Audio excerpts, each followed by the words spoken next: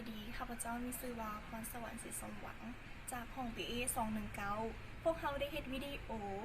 เกี่ยวกับการจำลองเหตุการณ์ผ่อนดาวน์รถเพื่อนำเสนอการเฮ็ดสัญญาผู้ค้ำประกันและกรรมสิทธิ์ก่อนเขาจะไปรับชมวิดีโอก็ทำรู้กันก่อนว่าการสัญญาการค้ำประกัน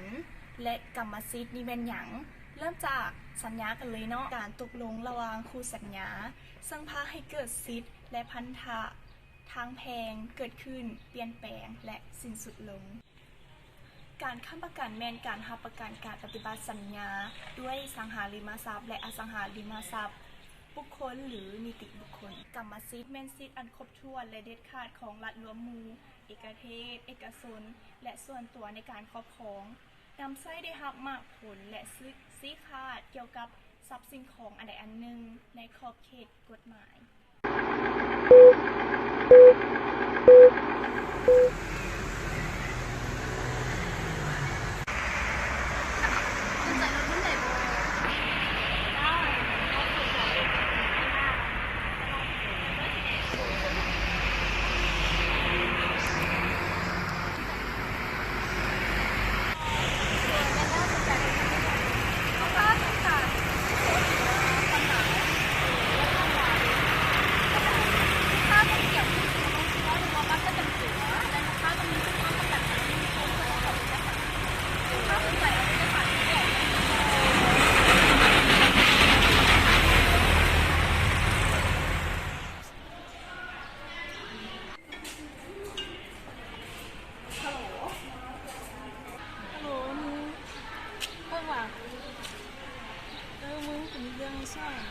เรื่องกูสิดาวรถแต่ว่ามันต้องให้มีผู้ค้ำประกันนะพระเจ้าจึงให้ดาวแล้วมึงช่วยกูเป็นผู้ค้ำประกันให้กูได้แล้วกลุ่มนี้ค่ะบอกไปแล้วอันนี้ค่าอย่างนี้ก็เบิ่งค่าน้ำค่าไฟค่ารถค่าสมุปูสมุปีเป็นไรโอ้ยมึงก็ช่วยกูแน่กูบอกให้มึงเป็นคนแน่แน่ใจว่าให้กูเดือดร้อนเรากูจะทำพิสอบเองมึงค้ำประกันให้กูซื่อโอเคได้อย่าให้กูเดือดร้อนเด้อโอเคขอบใจเลยเยอะ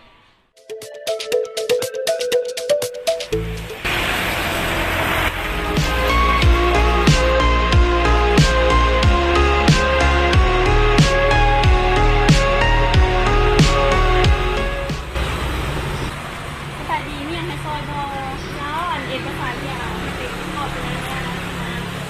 ขอบตัวแล้วเราบอกขอบคุณเอง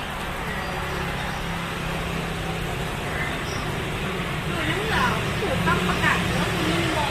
ตั้งประกาศแล้วตั้งประกาศฉันซื้อเข้าไปสั่งในตรงนอกเลยต้องนั่งลงประกอบสั่งเนาะนี่เป็นเอกสารสีของคุณพอ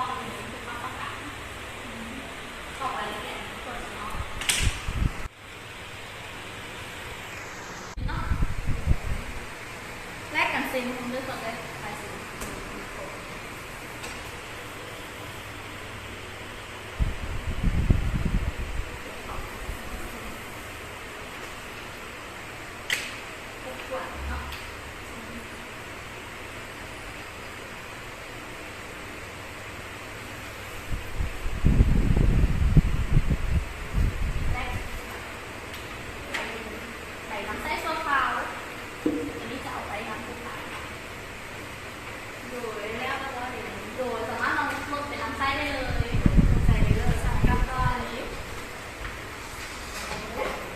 Many months later